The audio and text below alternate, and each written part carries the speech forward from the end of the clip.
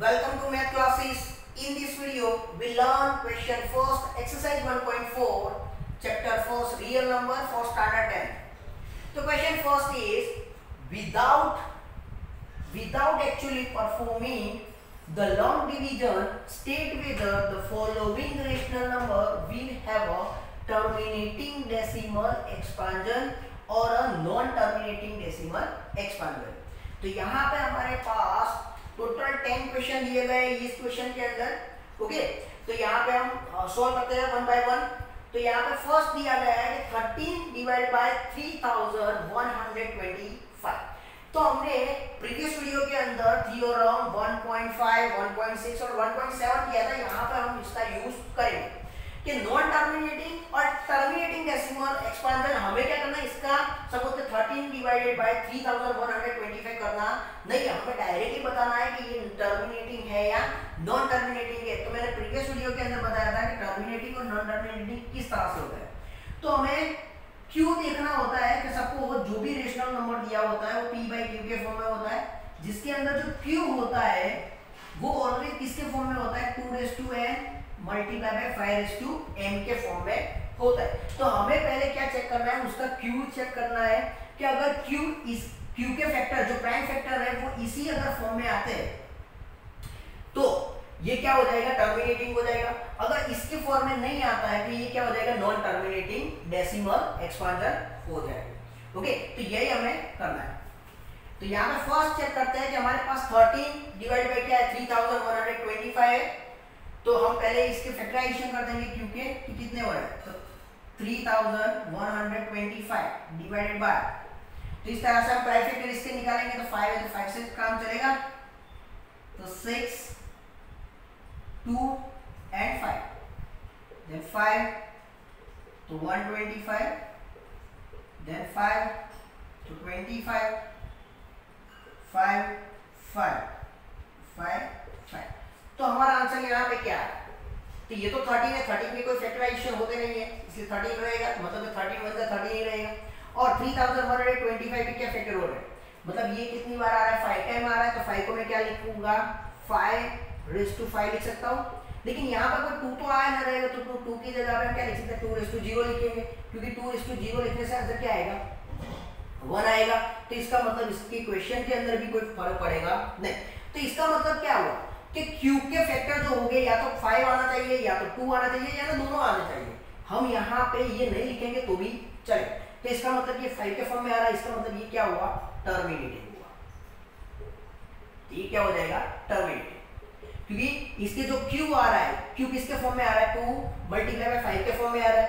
यहाँ पे 5 है, तो दूसरा हम 2 किस तरह से लिखेंगे, 2⁻0. तो यहाँ पे 17/8 है, तो 17 के कोई फैक्टर हो गया नहीं, लेकिन 8 के कितने प्राइम फैक्टर हो गए, 2 मल्टीप्लाई बाय 2. ओके, तो हम क्या लिख पाएंगे, 17/2⁻3. तो यहाँ पे 2 की वैल्यू दी गई है तो 5 नहीं है, तो 5 कितना लिख लेंगे, 0. तो ये भी किसके फॉर्म में आ रहा है, 2 मल्टीप्लाई बाय 5 के फॉर्म में ही आ रहा है. ओके, तो ये भी कौन सा नंबर हो जाएगा, टर्मिनेटिंग हो जाएगा. अब आगे देखते हैं 64/455. तो हमें 455 के क्या करने पड़ेंगे, फैक्टर निकालने पड़ेंगे.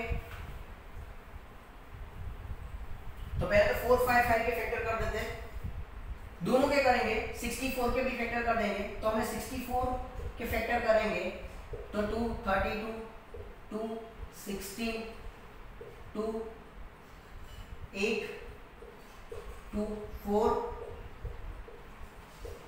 ओके, तो ये 64 के हो गए. और दूसरा हम करेंगे 5 4 5 5 के, तो 5 लास्ट में, तो 5 40 45 है तो 9, और ये 5 बन जाए 5 91 है तो 7 से चलेगा, क्योंकि 13 7 जाए 91 होता है. और ये हो गया हमारा 13 बन जाए 30. तो यहाँ में फैक्टर क्या हो गया, 64 के कितने फैक्टराइजेशन हुए, 1 2 3 4 5 6, मतलब 2 के 6. और नीचे कितने हो गए, 5 7 और 30. तो यहाँ पे ध्यान से देखो 5 तो आ रहा है, लेकिन यहाँ पे एक्स्ट्रा क्यू क्या होना चाहिए, 2 मल्टीप्लाई बाय 5. या तो 2 होगा या तो 5 होगा या तो दोनों होंगे, लेकिन इसके अलावा कोई तीसरा नंबर होना चाहिए नहीं. तो यहाँ पे तो 7 भी आ रहा है, 13 भी आ रहा है, ओके, तो इसका मतलब कि वो क्यू के जो प्राइम फैक्टराइजेशन होते हैं 2 मल्टीप्लाई बाय 5 उसके फॉर्म में नहीं है। इसका मतलब ये क्या हो गया, नॉन टर्मिनेटिंग, नॉन टर्मिनेटिंग। और ऐसा तो माना जाए तो क्या कौन सा हो जाएगा, ये रिपीटिंग हो जाएगा।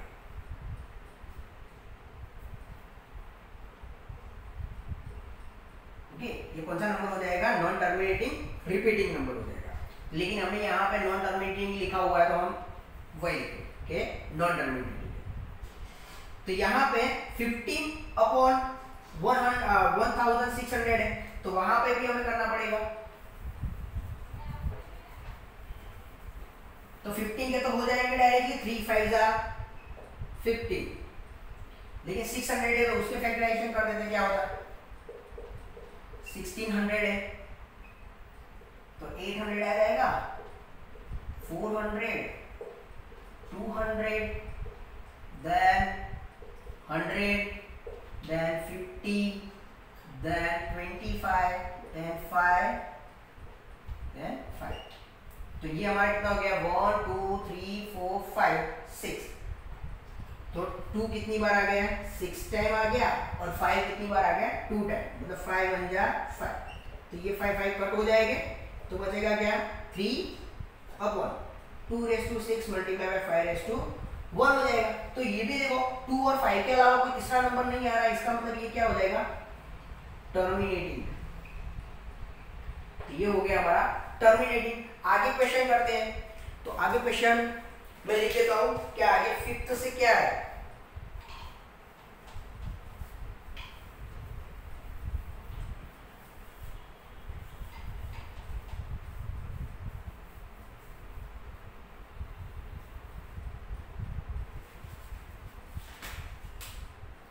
तो हमारा 5th नंबर है 29 अपॉन 343, 6th है 23 अपॉन 2⁻3 5⁻2, 7th 129 2⁻2 5⁻7 और 7⁻5।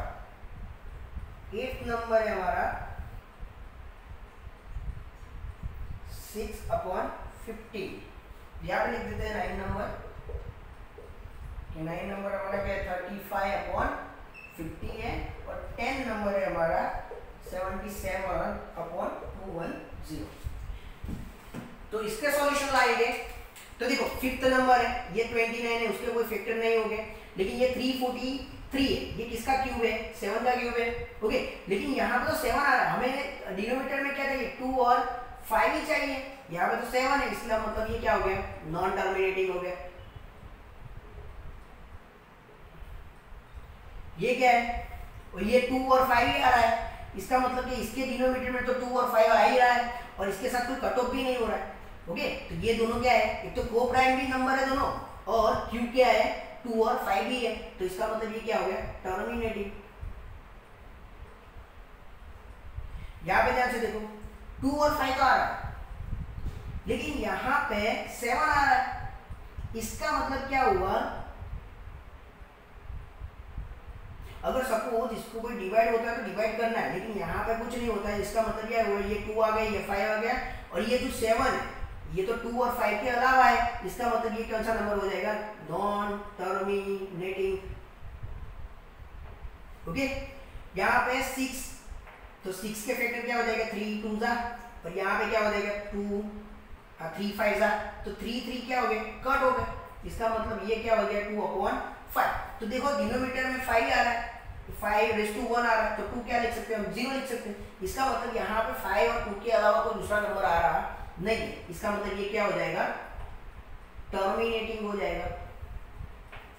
आगे देखते हैं 35, तो 35 मतलब 5 7 जा 35, और ये कितना हो जाएगा, 2 मल्टीप्लाई बाय 5 मल्टीप्लाई बाय 5, तो ये 5 5 कट हो गए, यहाँ पे क्या बचेगा, 7 अपॉन 2 मल्टीप्लाई बाय 5। इसका मतलब यहाँ पे भी 5 और 2 के अलावा कोई नंबर नहीं है, इसका मतलब ये भी कौन सा नंबर हो जाएगा, 9 नंबर भी टर्मिनेटिंग हो जाएगा, ये भी नंबर।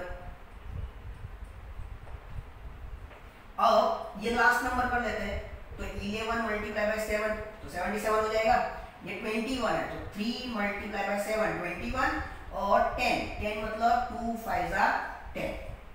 तो यहाँ पे ये क्या हो गया, 7 कट हो गया, तो यहाँ पे बचा क्या, 11 बचा, 3 मल्टीप्लाई बाय 2 मल्टीप्लाई बाय 5 बचा। लेकिन ध्यान से देखो यहाँ पे 2 और 5 तो आ रहा है, लेकिन 3 एक्स्ट्रा आ रहा है। 2 और 5 के अलावा कोई दूसरा नंबर होना चाहिए नहीं, लेकिन 3 आ रहा है, इसका मतलब ये क्या हो जाएगा, नॉन टर्मिनेटिंग। ये नंबर हमारा क्या हो जाएगा, नॉन टर्मिनेटिंग। ओके, तो ये हमारा क्वेश्चन फर्स्ट हो गया। आई होप कि आपको अच्छी तरह से समझ में आया होगा। Thank you.